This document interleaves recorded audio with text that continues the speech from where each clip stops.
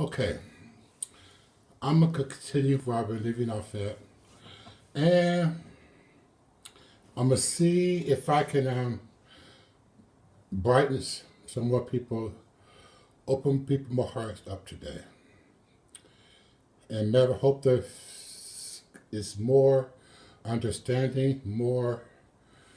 What's the good words to say? I'm trying to make sure I say the correct pronunciation, the right articulation, and the right words. And like I said, everything I'm saying is no lying, there's no manipulation. What I'm saying is from my heart. And I have no proof other than I'm saying it from my heart.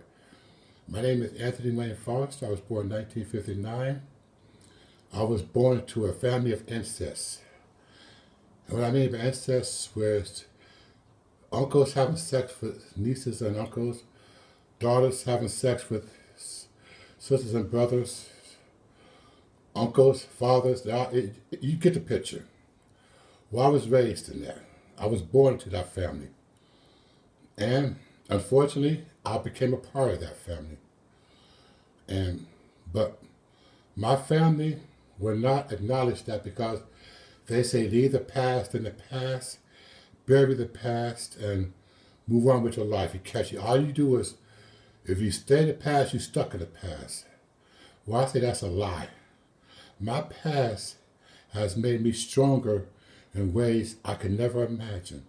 That's why I say God is awesome. Everything happened to me in my past, I remember as it was yesterday.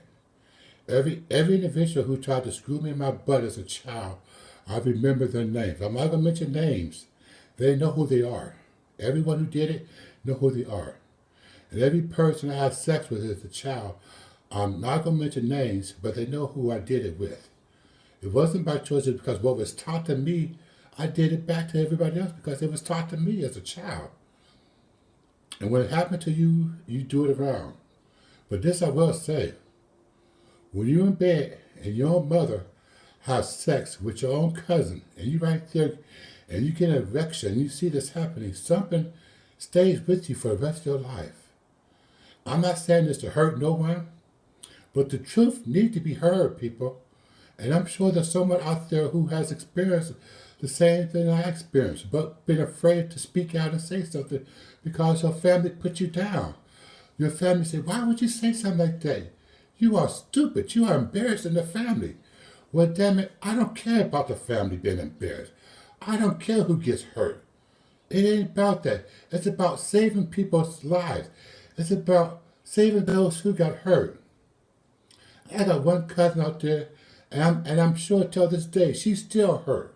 I'm not going to mention her name, but I know she's still hurt from what people did to her as a child. But her parents buried it. Her parents didn't acknowledge that it happened to her. But I'm not mentioning no names. They know who they are. But yet still, they're not going to say nothing about it. And they're going to probably be mad at me for putting this out there, but damn it, I do not care. That's what it has to be. But I survived all that. And to make it even sweeter, when I left and moved to another state, it followed me because the person who did it to me told a person in another state that I was like that, and they tried to get me that way. But when I moved to that state, I said, no, this is not happening again. No, you're not doing this to me again. Leave me alone. And it stopped. It finally stopped at the age of 15. Finally. And that's when I found what real love, because his mother taught me love for the very first time at the age of 15. I found out what love was. I mean, real love. She showed me what love was. Because when I broke her TV antenna and went back to the people that hurted me, she welcomed me back into her arms and said, Anthony, you didn't have to run. That was nothing. And that showed me love. I cried. So I would mention her name, but I'm not going to mention her name because I don't want to mention no one's name. I would leave the names out. But everybody knows who was out there. Everybody knows who I'm referring to.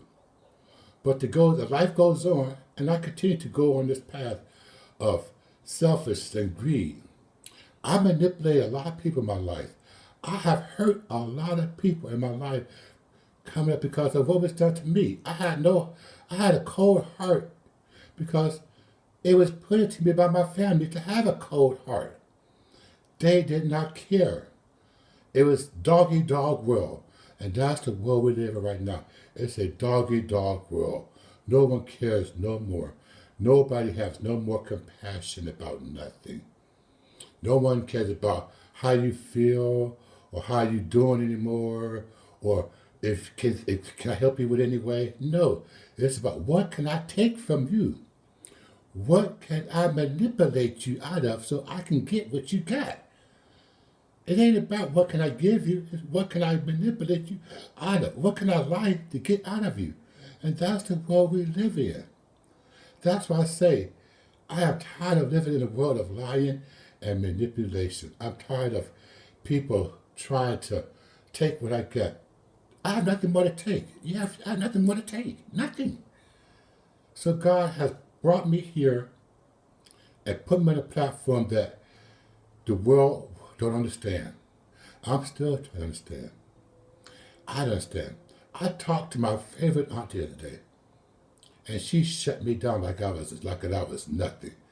The one person who I thought would have some type of understanding made me feel like a stepchild because she used the Bible, which I told you, the Bible is the worst thing people manipulate you with.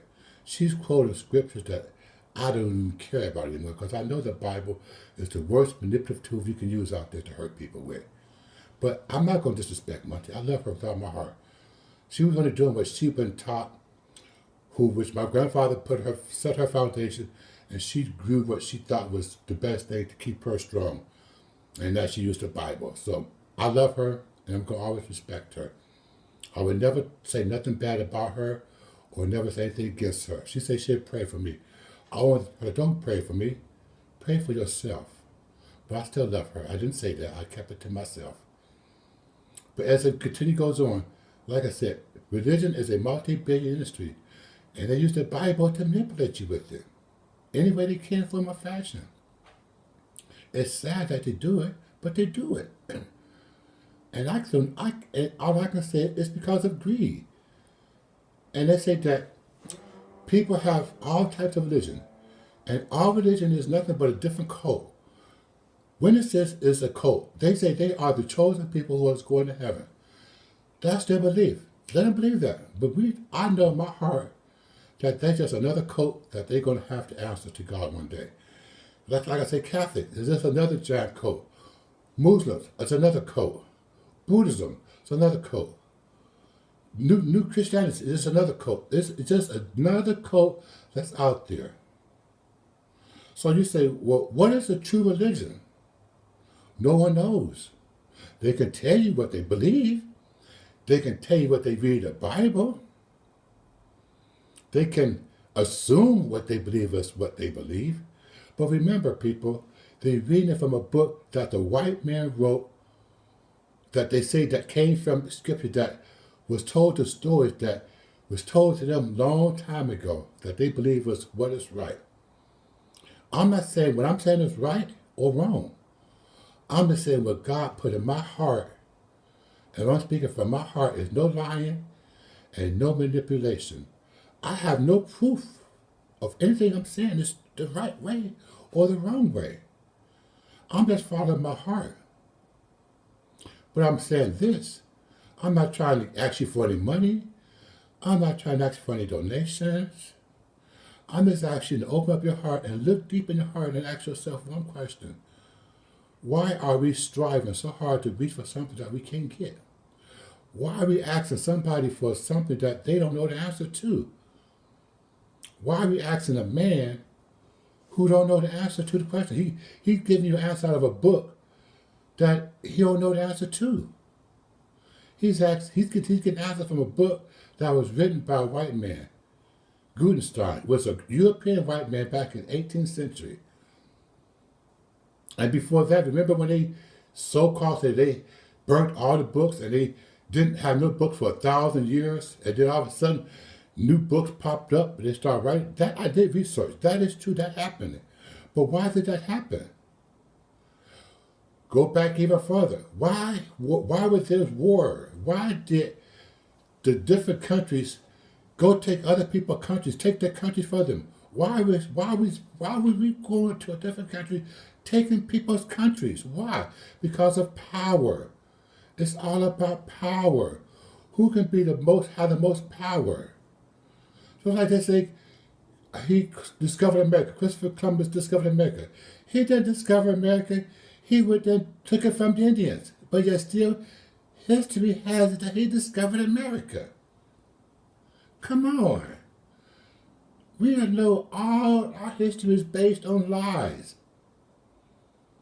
We have a president going around dividing our country right now. Dividing our country with his ignorance and blindness. But like I said, God put him there for a reason.